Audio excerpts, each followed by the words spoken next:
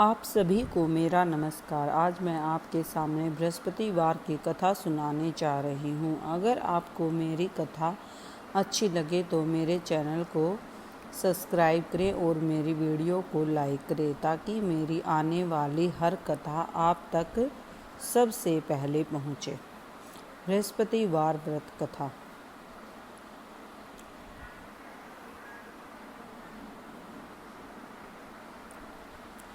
गुरुवार व्रत की विधि। गुरुवार की पूजा विधि विधान के अनुसार की जानी चाहिए। व्रत वाले दिन सुबह उठकर बृहस्पति देव का पूजन करना चाहिए। बृहस्पति देव का पूजन पीली वस्तुएं, पीले फल, चने की दाल, मुनक्का, पीली मिठाई, पीले चावल और हल्दी चढ़ाकर की जाती है। इस व्रत में केले के पेड़ की पूजा की जाती है। कथा और पूजन के समय मन, कर्म और वचन से शुद्ध होकर मनोकामना पूर्ति के लिए बृहस्पति देव से प्रार्थना करनी चाहिए। कथा। प्राचीन काल की बात है। किसी राज्य में एक बड़ा प्रतापी और दानी राजा राज करता था। वह प्रत्येक गुरुवार को व्रत रखता एवं भूखे और गरीबों को दान देकर पुण्य प्राप्त करता था। परंतु यह बात उसकी रानी को अच्छी नहीं लगती थी। वह न तो व्रत करती थी और न ही किसी को एक भी पैसा दान में देती थी और राजा को भी ऐसा करने से मना करती थी।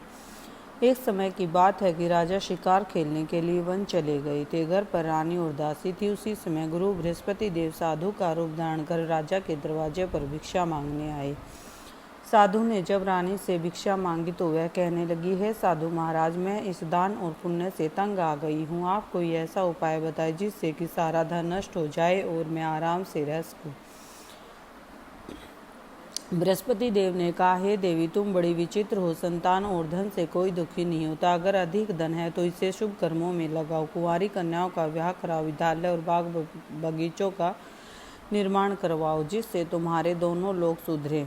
परंतु साधु की इन बातों से रानी को खुशी नहीं हुई। उसने कहा कि मुझे ऐसे धन की आवश्यकता नहीं है जिसे मैं दान दूं और जिसे संभालने में मेरा समय नष्ट हो जाए। तब साधु ने कहा, यदि तुम्हारी ऐसी इच्छा है तो मैं जैसा तुम्हें बताता हूँ तुम वैसा ही करना। गुरुवार के दिन तुम घर को गोबर से लीपना, अपने केसों को पीली मिट्टी से धोना, केसों को धोते समय स्नान करना, राजा से हजामत बनाने को कहना, भोजन में मांस मदिरा खाना, कपड़ा धोबी के यहाँ धुलने डालना। इस प्रकार 7 बृहस्पतिवार करने से तुम्हारा समस्त धन नष्ट हो जाएगा। इतना कहकर साधु रूपी बृहस्पति देव अंतर्ध्यान हो गए। साधु के अनुसार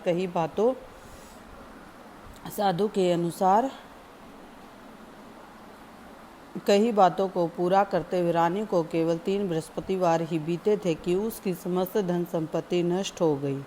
भोजन के लिए राजा का परिवार तरसने लगा। तब एक दिन राजा ने रानी से बोला कि हे रानी, तुम यहीं रहो, मैं दूसरे देश को जाता हूँ क्योंकि यहाँ पर सभी लोग मुझे जानते, इसलिए मैं कोई छोटा कार्य नहीं कर सकता। ऐसा कहकर राजा परदेश चला गया। वहाँ वह जंगल से लकड़ी काट कर लाता और शहर में बेचता। इस तरह वह अपना जीवन व्यतीत करने लगा। इधर राजा के परदेश जाते ही रानी और दासी दुखी रहने लगी। एक बार जब रानी और दासी को 7 दिन तक भोजन के बिना रहना पड़ा तो रानी ने अपने दासी से कहा, हे दासी, पास ही नगर में मेरी बहन रहती है, वह बड़ी धनवान है। तू उसके पास जा और कुछ ले आ ताकि थोड़ी बहुत गुजर बसर हो जाए। दासी रानी की बहन के पास गई। उस दिन गुरुवार था और रानी की बहन उस समय बृहस्पतिवार व्रत की कथा सुन रही थी। दासी ने रानी की बहन को अपनी रानी का संदेश दिया, लेकिन रानी की बड़ी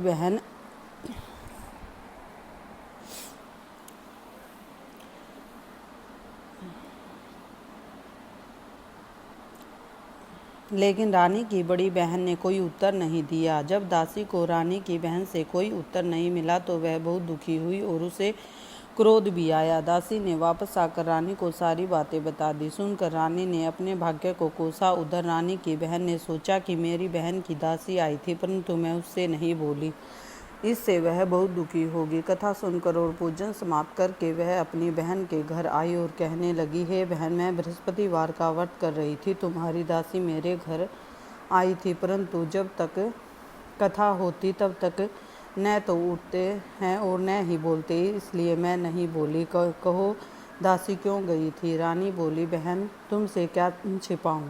हमारे घर में खाने तक को अनाज नहीं था। ऐसा कहते कहते रानी की आंखें भर आई। उसने दासी समेत पिछले 7 दिनों से भूखे रहने तक की बात अपनी बहन को विस्तार पूर्वक सुना दी। रानी की बहन बोली, देखो बहन, भगवान बृहस्पति देव सबकी मनोकामना को पूर्ण करते हैं। देखो शायद तुम्हारे घर में अनाज रखा हो। पहले तो रानी को विश्वास नहीं हुआ, पर बहन के आग्रह करने पर उसने अपनी दासी को अंदर भेजा तो उसे सचमुच अनाज से भरा एक घड़ा मिल गया। यह देखकर दासी को बड़ी हैरानी हुई। दासी रानी से कहने लगी, हे रानी, जब हमको भोजन नहीं मिला तो हम व्रत ही तो करते हैं, इसलिए क्यों ना इनसे व्रत और कथा की विधि पूछ ली जाए ताकि हम भी व्रत कर सके। तब रानी ने अपनी बहन से बृहस्पतिवार व्रत के बारे में पूछा। उसकी बहन ने बताया, बृहस्पतिवार के व्रत में चने की दाल और मुनक्का से विष्णु भगवान का केले की जड़ में पूजन करे और दीपक जलाए, व्रत कथा सुने और पीला भोजन ही करे, इससे बृहस्पति देव प्रसन्न होते हैं। व्रत और पूजन विधि बताकर रानी की बहन अपने घर लौट गई। 7 दिन के बाद जब गुरुवार आ तो रानी और दासी ने व्रत रखा। गुड़ साल में जाकर चना और गुड़ लेकर आई, फिर उससे केले की जड़ तथा विष्णु भगवान का पूजन किया। अब पीला भोजन कहाँ से आए, बात को लेकर दोनों बहुत दुखी थे। चूँकि उन्होंने व्रत रखा था इसलिए बृहस्पति देव उनसे प्रसन्न थे, इसलिए वे एक साधारण व्यक्ति का रूप धारण कर 2 थालों में सुंदर पीला भोजन दासी को दे गए। भोजन पाकर दासी प्रसन्न हुई और फिर रानी के साथ मिलकर भोजन ग्रहण किया। उसके बाद वे सभी गुरुवार को व्रत और पूजन करने लगे। बृहस्पति भगवान की कृपा से उसके पास फिर से धन संपत्ति आ गई, परंतु रानी फिर से पहले की तरह आलस्य करने लगी। तब दासी बोली, देखो रानी, तुम पहले भी इस प्रकार आलस्य करती थी, तुम्हें धन रखने में कष्ट होता था, इस कारण सभी धन नष्ट हो गया, और अब जब भगवान बृहस्पति की कृपा से धन मिला तो तुम्हें फिर से आलस्य होता है। रानी को समझाते हुए दासी कहती है कि बड़ी मुसीबतों के बाद हमने यह धन पाया है, इसलिए हमें दान पुण्य करना चाहिए, भूखे मनुष्यों को भोजन कराना चाहिए और धन को सभी शुभ कार्यों में खर्च करना चाहिए, जिससे तुम्हारे कुल का यश बढ़ेगा, स्वर्ग की प्राप्ति होगी और पितृ प्रसन्न होंगे। दासी की बात मानकर रानी अपना धन शुभ कार्यों में खर्च करने लगी, जिससे पूरे नगर में उसका यश फैलने लगा। बोलो बृहस्पति भगवान की जय हो। आप